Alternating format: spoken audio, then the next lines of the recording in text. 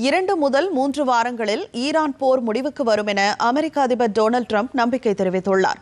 இரு நாடுகளுக்கிடையே போர் நிறுத்த ஒப்பந்தம் மேற்கொள்வது சாத்தியம் எனவும் அவர் கூறியுள்ளார்.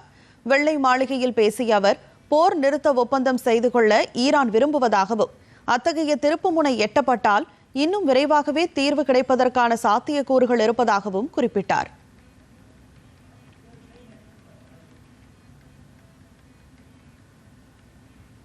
We're negotiating with them right now. They've been, again, we have had regime change. Now, regime change was not one of the things I had as a goal. I had one goal. They will have no nuclear weapon.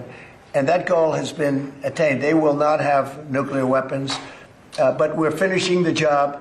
And I think within maybe 2 weeks, maybe a couple of days longer.